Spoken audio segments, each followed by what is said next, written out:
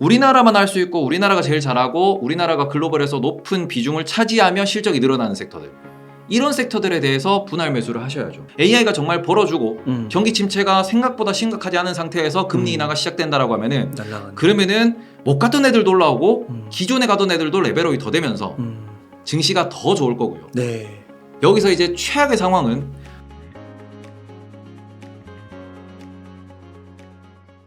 상반기는 예상보다 많은 분들이 상저를 말씀하셨는데 상당히 그래도 괜찮았던 것 같은데 네. 또 하반기를 좋게 보시다가 요즘에 보니까 뭐 하반기에는 또 한 번쯤 하락이 있을 수 있고 네. 경기 침체 이슈가 부각될 수 있고 네. 그래서 테이버님은 어떻게 보시는지. 저는 1월 달에 상저하저 외쳤고요. 네. 2월 달에도 상저하저 외쳤습니다. 하죠. 네. 200주 선을 뚫지 못할 것이다. 라고 말씀을 드리고 3월 초까지도 그쵸 1월에 올랐는데 2월에 조정을 받고 있습니다. 하락하고 있습니다. 여전히 우리는 고금리 때문에 부담스럽습니다. 라고 딱 하고 난 뒤에 3월 14일이었나요? 17일이었나요? 그때 SBB 사태가 딱 터지고 네. 주말 사이에 연준이 돈을 풀었다. 모든 예금자를 보호한다. 그 얘기를 딱 하는 순간 입장을 바꿨습니다. 간다. 간다. 네, 왜 그렇게 말씀을 계속 드리냐 그러면은 결국 시장은 돈빨이거든요. 이게 돈이 들어오면 올라가는 게 시장이에요. 유동성. 네. 그런 부분에서 또 우리가 불안감이라는 게 계속 언급을 했던 것은 그러니까 소위 말해서 우리가 고금리 상황에서 제일 부담스러운 거는 이자 비용이 올라간다라는 거고요. 이자 비용이 올라간다라는 거는 투자가 줄어들 수밖에 없는 거고, 그리고는 소위 말해서 우리가 빚이 터진다, 부채가 터진다라고 하면은 장이 밀려요. 일단은 그 SBB가 터진 이후부터는 유동성이 공급됐다라고 볼 수 있고요. 그리고는 그러고 난 뒤에 돈빨로 올라오는 이 시장이 첫 반등은 말 그대로 2월 고점까지 반등을 했습니다. 뭐 나스닥 기준으로 말씀을 드리면. 그런데 그 상황에서 지금 시장이 최근에 올라온 거는 뭐 부채 환자 협상도 있고요. 그 다음에 여러 가지 이벤트 이슈들이 있었습니다만 핵심은 AI가 돈을 벌어준다라는 거거든요. 그 부분을 엔비디아가 증명해내면서 아예 지수 자체가 올라오기 시작을 했어요. 그럼 지금부터는 무엇을 확인할 것이냐. 우리가 경기 침체를 걱정하고 있지만 실제로 경기 침체 영역에 해당하는 종목들은 올해 내내 이게 좀 밀렸습니다. 실제로 보시면 코카콜라를 YTD 올해 1월 3일부터 1월 1일부터 쭉 보시면은 코카콜라는 올해 빠졌어요. 그래요. 월마트도 별로 오른 게 없습니다. 다운은 안 오르더라고요. 네. 보시면은 지금 우리가 내구재라고 부르는 기업들, 자동차를 제외한 내구재 종목들은 올 초 대비로 많이 올라봤자 10%고요. 혹은 많이 빠지면 20%씩 빠져 있는 상황이에요. 네. 그럼 그런 부분에서 봤을 때 정말로 증시가 좋냐 그러면은 아니죠. 돈을 벌 것이다라고 이야기하는 종목들에 대해서만 기대감으로 매수가 몰리고요.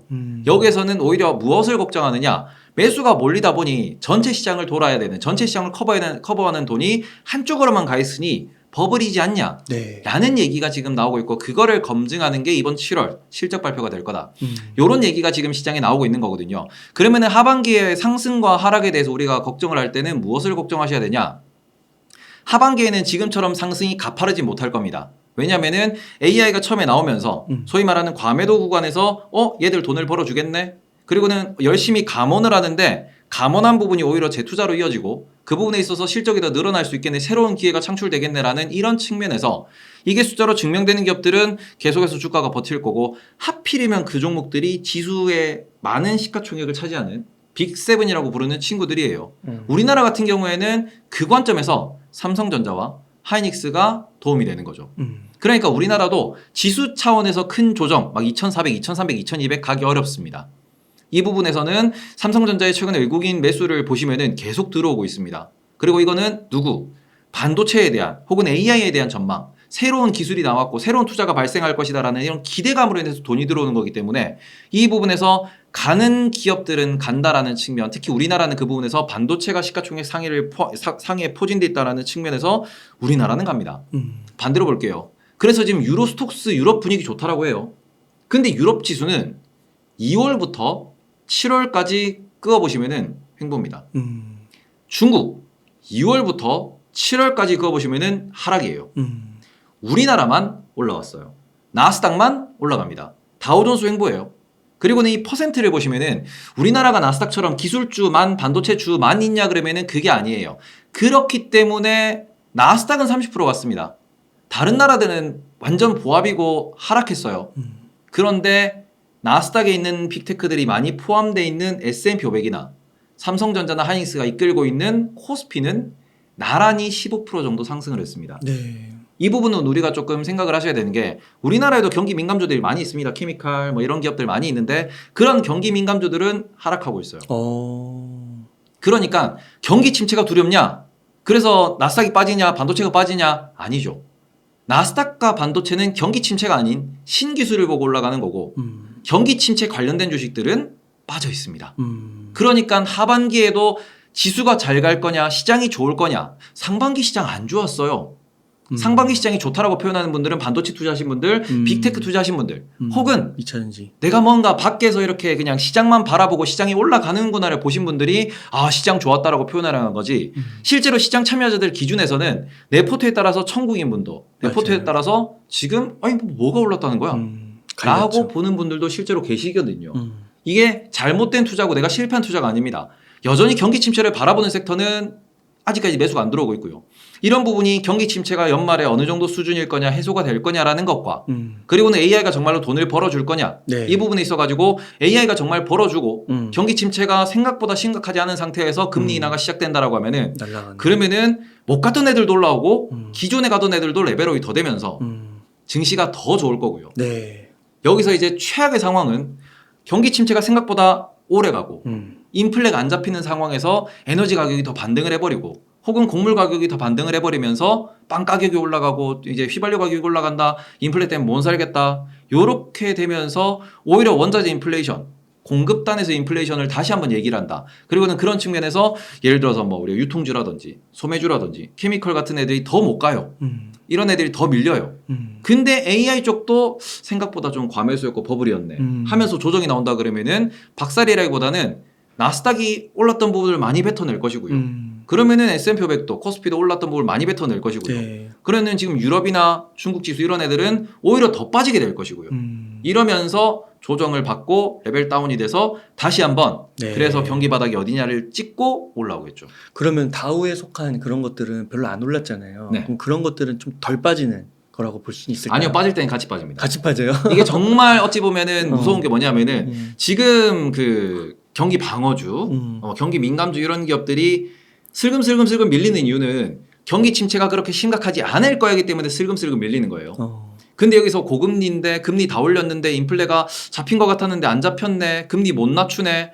경기 더 박살나겠네. 실업률이 올라오네. 그러면은 소비도 줄어들겠네. 야 바닥인 줄 알았는데 더 바닥이 나오네 하면서 빠지고 네. 이 부분에서 그러면은 반도체도 AI도 같이 밀리네 그러면은 오를 때는 얘들만 올랐는데 빠질 때는 다 같이 빠져요. 이러면서 또 올라갈 때도 또 차별적으로 올라가겠죠. 이제 그러다 보니까 지금 계속 이제 많은 전문가들이 말씀하시는 게 현금 흐름이 좋은 기업, 돈을 잘 버는 기업, 지금도 실적이 성장하는 기업, 성장이 아주 귀한 시대에서 성장을 만들어내는 기업을 강조하는 이유가 여기 있다라고 보시면 좋을 것 같습니다. 그렇군요. 그러면 지금 이런 상황이라면 한 5천만 원 여윳돈이 있으면 어떻게 하면 좋아요? 현금하고 주식하고. 저 같은 경우에는 대한민국에서 가장 안정적으로 투자할 수 있고 AI에 가장 큰 연관성이 있는 곳은 결국에는 하이닉스다. 그러면은 지금 만약에 5천만 원이 있다고 하시면은 제가 오늘 아침 라이브에서 말씀을 드렸어요. 지금 가장 경기 침체도 걱정이 되고 조정도 걱정이 된다. 베스트는 TLT. 미국 장기 채권이 될 겁니다. 미국 장기 채권이 오늘 아침 시간 기준으로 4%가 넘었거든요. 네. 4%가 넘으면은 매수가 들어올 거예요. 이제 그런 부분에서 안전 자산으로서 한 30%, 40% 정도는 TLT에 이거는 그냥 쑥 넣으셔도 되는 거니까요. 네. 그런 식으로 투자를 하시고 나머지는 분할 매수를 말씀을 드릴 수밖에 없는데 우리나라에서 하이닉스도 말씀을 드렸어요. 근데 하이닉스 외에도 그래서 반도체만 좋았냐 그러면은 연초부터 오른 섹터들이 있습니다. 미용기기 그다음에는 방산 아니면은 조선 쪽도 그렇고요. 말 그대로 우리나라만 할 수 있고 우리나라가 제일 잘하고 우리나라가 글로벌에서 높은 비중을 차지하며 실적이 늘어나는 섹터들. 이런 섹터들에 대해서 분할 매수를 하셔야죠. 실적이 계속 늘어나는 말 그대로 우리나라가 그나마 다행인 것은 정말 어찌 보면은 좀 이거는 우리나라 국뽕적으로 말씀을 드리면은 우리나라가 1등인 섹터들도 존재하고요. 그 다음에는 점오인 섹터들이 많아요. 예를 들어서 미용도 그렇고요. 방산도 그렇고요. 1등은 아닙니다. 점오예요. 근데 미용이나 미용기기, 의료기기 1등은 미국이고 독일인데 우리나라가 점오인데도 가성비가 좋고 그리고는 새로운 시장에서의 성장성이 훨씬 좋아요. 네. 그러다 보니 올라가는 거고요. 방산 역시 마찬가지죠. 1등은 미국입니다. 우리나라는 점오지만 아주 빠르게 가파르게 성장하고 있습니다. 그리고 이런 부분에서 수혜를 보다 보니 이런 쪽에서 계속해서 좀 순환매가 계속 발생을 하는 거고 그 순환매에 맞춰서 밀리는 동안 분할 매수 올라가면은 또 익절을 하고 또 다른 섹터가 밀리고 있으면 분할 매수 올라가면 익절하고 이런 식으로 수출이 늘어나는 섹터에서 계속해서 순환적인 이런 좀 접근을 하시면 어떨까라고 말씀을 드리고 싶습니다. 그 미국 주식이나 TLT 같은 거는 네. 그 달러로 바꿔서 투자해야 되잖아요. 네. 근데 지금 환율이 한 1,300원인데 네. 괜찮아요? 저는 환율에 대해서는 걱정하지 말라고 말씀을 드리는 게 예를 들어 볼게요. 환율이 지금 1,300원입니다. 그러면은 만약에 우리나라 환율이 이번에 어디까지 내려갈 수 있을까요? 그러면은 그냥 단도직입적으로 10% 딱 찍어볼게요. 그러면 네. 1,170원이에요. 그렇죠. 자, 1,170원까지 간다. 그러면은 좀 더 갈 것 같아. 15% 찍어볼게요. 그럼 대충 내려가는 게 1,100원이에요. 20% 갈 수 있을까요? 30% 갈 수 있을까요? 못 갑니다. 그건 안 될 것 같아요. 환율 같은 경우에는 이번에 정말 많이 가면은 제 기준에서는 바닥이 한 1,100원 정도 될 거라고 생각을 하고 있는데 왜 그러냐 그러면은 코로나 이후건 2008년 이후에 우리나라의 환율을 보시면은 바닥이 1,000원대였습니다. 2008년 기준. 그리고는 여기서부터 쭉 올라오면서 1,050원, 쭉 올라오면서 1,100원. 지금 현재 추세로는 1,150원 밑으로는 어려워요. 왜? 우리나라의 성장이 미국 성장보다 약합니다. 환율이라는 거는 말 그대로 우리나라가 미국보다 얼마나 잘 성장하느냐의 이 비율이 환율에 녹아 있는 건데 우리나라가 2010년 이전에는 미국보다 빠르게 성장했어요. 그때는 우리나라가 3% 4% 성장을 했기 때문에 그전에는 우리나라가 세계화가 좀 덜 됐었죠. IMF 이후에는 우리나라가 세계화가 됐고 그때부터 본격적으로 외환시장 이런 게 개방이 됐는데 이때부터 보시면은 우리나라의 성장 속도가 미국보다 점점점 떨어집니다. 그리고는 떨어지는 과정에서 환율이 차근히 올라가요. 이러면서 저점이 슬금슬금 올라오고 있는데 그러면은 1,300원이 표준이냐? 그거는 우리나라를 너무 무시하는 것이고 이런 부분에서 이번에는 여전히 우리나라가 이번 경기 사이클의 고점이라고 하면은 환율이 강세, 원화 강세를 보이겠으나 그 부분에서 정말 환율이 원화 강세 많이 가도 1,100원 밑으로는 어려울 것이다. 특히 자본 유출이 많아요. 자본 유출이라 하면 우리나라 사람들이 미국 투자 많이 하잖아요. 네. 이게 어마어마한 자본 유출이죠. 맞아요. 테슬라 1대 주주가 대한민국입니다. 그래요? 그러니까 그런 식으로 표현을 하는데 지금 보시면 일론 머스크가 아마 지금 매도를 많이 해서 13%인가를 들고 있는 걸로 알고 있습니다. 그럼 미국의 3대 그 펀드들이 이제 인덱스 펀드들이 한 13%, 14% 정도 이렇게 있는데 이 비중을 보시면 기사도 났어요. 원래 머스크가 20% 이상의 과점 주주이다가 그 상황에서 미국의 3대 인덱스가 이 계속해서 이제 테슬라 비중이 늘어나고 하다 보니 이제 세 개를 합치면은 머스크보다 비중이 올라갔다. 그러면서 이제 뭐 물론 의결권이나 모든 것을 머스크가 쥐고 있지만서도 지금 그런 부분에서 이제 약간씩 머스크 혼자만 회사가 아니다라는 이야기가 나오는데 네. 거기서 대한민국이 한때 제가 기억하기로 지분이 10% 가까이 간 적이 있는 걸로 알고 있습니다. 와. 지금이야 매수 매도가 워낙 활발하기 때문에 최근 데이터는 확인 안 했는데 대한민국에서도 어마어마하게 미국 투자를 하고 있어요. 네. 그럼 그런 부분에서 이것도 자본 유출이죠. 우리나라 사람들이 달러로 바꿔서 해외에서 이거를 활동을 시키는 거다 보니. 그렇죠. 그리고 그런 부분에서 환율 걱정해서 투자를 하실 필요는 없다라는 점도 앞으로도 우리나라 원달러 환율이 잘 가봤자 15% 원화 강세가 된다라고 하는데 그럼 이렇게 가정을 할게요. 달러로 바꿔놓고 애플 사서 15% 먹고는 팔고 원화로 바꾸실 겁니까? 그렇죠. 아니죠. 그러니까 우리나라가 15% 원화 강세가 왔는데 애플 팔아서 15% 먹었어요. 근데 우리나라 원화로 바꿨더니 본전인데 세금 내래요. 이건 어떻게 해야 되나요? 이건 아니거든요. 왜냐하면 한번 달러로 바꿔서는 계속 미국장에서 트레이드를 하시면서 15% 이상을 버시면 됩니다. 그렇죠. 그러면서 거기서 계속해서 수익을 내시고 난 뒤에 나중에 돈 필요할 때 원화로 바꾸시면 되고요. 그리고는 나중에 원화가 또 약세일 때 바꾸셔도 상관이 없습니다. 없죠. 원화가 약세라는 거는 코스피가 바닥이라는 거거든요. 그럼 그런 상황에서 원화가 약세로 갔을 때 코스피 바닥일 때 원화로 바꿔서 그때 다시 삼성전자에 투자하셔도 되고요. 아니면은 원화 약세고 코스피 바닥이면 나스닥도 바닥이잖아. 나는 계속 나스닥 투자할 거야 그러면은 계속해서 미국에서 자본을 굴리셔도 됩니다. 이런 부분에서 매수 매도 하실 때 꼭 하나는 그 확인을 하세요. 체크를 하셨으면 좋겠는 게 증권사마다 좀 다르긴 합니다만 달러로 사서 그러니까 원화로 바로 이제 주식을 살 수 있어요. 미국 주식을. 근데 원화로 살 때 환율을 어느 정도 적용을 해서 매수하면은 원화에서 깝니다. 그리고는 매도하면 바로 원화로 들어오는 그런 거래법이 있어요. 요거는 안 하셔야 된다. 요걸 피하시고 달러로 바꾼 뒤에 달러로 계속 트레이드하고 매도 후에도 달러로 남아 있도록 설정하셔서 거래하시면은 굳이 걱정하실 필요는 없다라고 말씀을 드리겠습니다. 이건 해칭용 자산이니까 그죠 몰빵을 해도 되냐 그러면은 뭐 하셔도 나쁜 건 아닌데 저 같은 경우에는 30% 이상은 좀 과하다.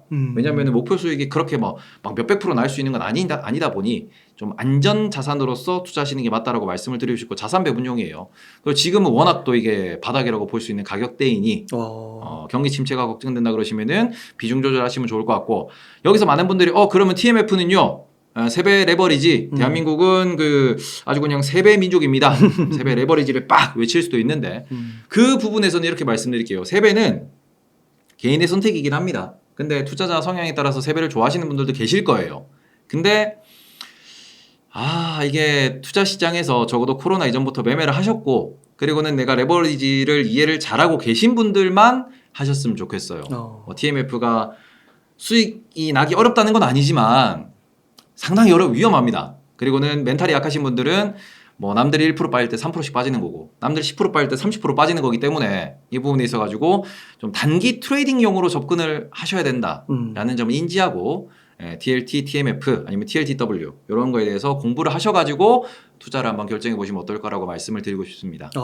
그 TLT를 아까 4% 기준선으로 이렇게 얘기를 하셨잖아요. 네. 그 이유는 뭐예요? 지금 작년 10월부터 계속해서 미국 채권 같은 경우에는 그 당시에도 4.4% 이 정도까지 올라갔었고요. 그리고는 올해 초 같은 경우에 SBB가 터진다라는 얘기가 나올 때에도 그다음에 뭐 크레딧 스위스 이슈가 나올 때에도 그때는 4.2% 정도 갔다 왔습니다. 이번에도 지금 4%를 넘겨서 아마 뭐 4.2, 4.3까지 갈 수 있다라는 이야기를 하시는 분들이 좀 계시는데 이런 부분에서 앞으로 10년 동안의 기준금리 전망입니다. 그러니까 지금 당장 뭐 10년 동안 평균 4%가 될 거다라고 확정을 짓는 건 아니지만 말 그대로 지금 우리가 6개월물을 기준으로 보시면 이게 5.5에 가 있어요. 근데 6개월물 앞으로 미국 채권이라는 건 미국 기준금리에 해당해가지고 이제 수익성이 나오는 건데 6개월 동안은 기준금리가 5.5% 정도가 나올 것 같아라는 거고요. 이런 상황에서 2년물 같은 경우에는 지금 뭐 5% 초반대 이렇게 나오고 있거든요. 그러면은 기준금리가 천천히 내려갈 거라고 계산을 대충 대입하시면 되는 거고요. 평균치 2년 동안 평균치. 그러고 난데 이게 5년물, 10년물, 20년물, 30년물 보면은 점점 내려가 있어요.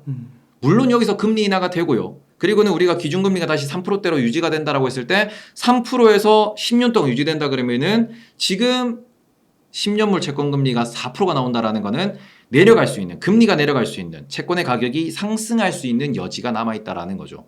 이런 부분에서 저 같은 경우에는 10년물 채권 4%가 넘어가면은 앞으로는 금리 인하가 당연히 될 것이기 때문에 큰 문제는 일어나지 않을 것이기 때문에 이런 점에서 좀 매수 안정권이다. 이렇게 좀 계산을 하고 있고 이 부분에서 부정적으로 생각하시는 분들 같은 경우에는 이렇게 보시면 돼요. 인플레가 안 잡혀서 고금리가 계속 유지가 되고 금리를 낮췄더니 인플레가 다시 올라오고 앞으로는 기준금리가 5%가 표준이 될 거다. 하시는 분들은 10년물 4%에서도 매수손이 안 나가겠죠. 이런 부분에서 우리는 앞으로 10년간의 금리에 대한 전망이다. 그 부분에 있어서 기준금리가 이렇게 내려갈 거야 라고 생각하시는 분들은 지금은 채권이 살만한 때라고 보시는 거고 아니야 인플레는 안 떨어질 거야 라고 이렇게 생각하시는 분들은 10년물이 지금 눈에 안 들어오겠죠.